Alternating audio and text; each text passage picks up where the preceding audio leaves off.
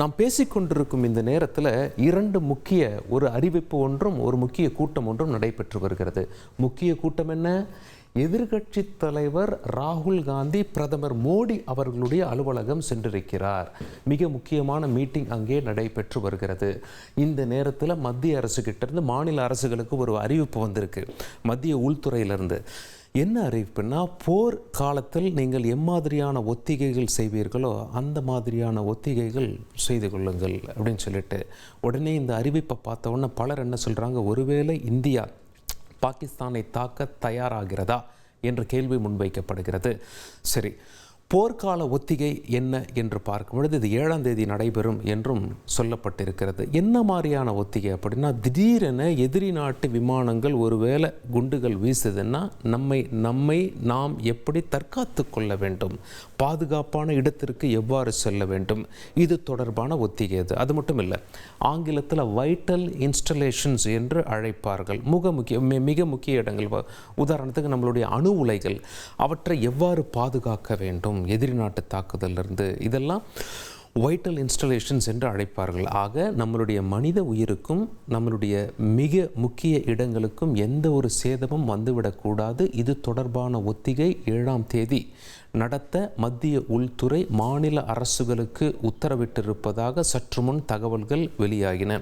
இது மிகப்பெரிய கண்ணோட்டத்தில் பார்க்கப்படுகிறது. காரணம் என்ன? 22ஆம் தேதி சென்ற மாதம் நம்ம காஷ்மீரில் பஹல்காம் என்ற பகுதியில் 26 அப்பாவி சுற்றுலா பயணிகளை தீவிரவாதிகள் கொடூரமாக சுட்டு கொலை செய்தார்கள். அந்த தீவிரவாதிகள் இதுவரை சிக்கவில்லை.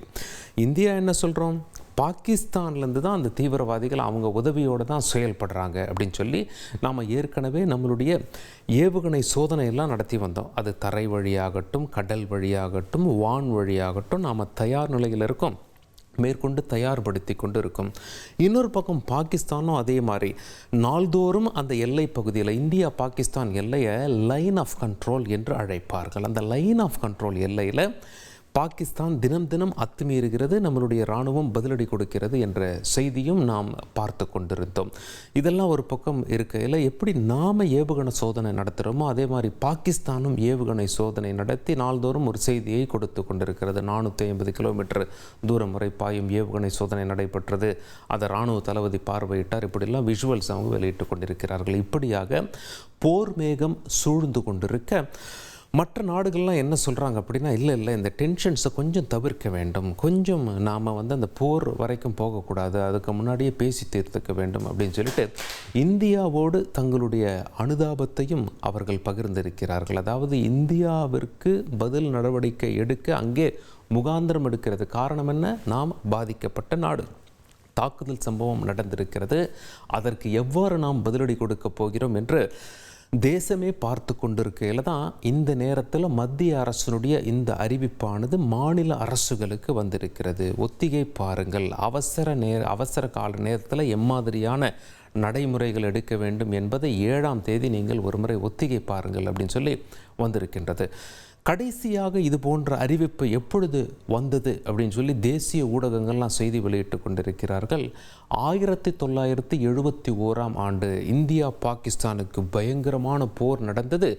பங்களாதேஷ் என்ற ஒரு புதிய நாடு இந்தியாவின் உதவியால் பிறந்தது.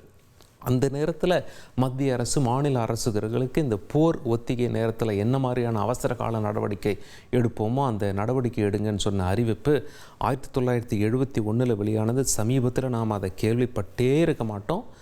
இன்று அந்த அறிவிப்பு சற்று முன் வெளியானதால் மிகப்பெரிய பரபரப்பு ஏற்பட்டிருக்கிறது.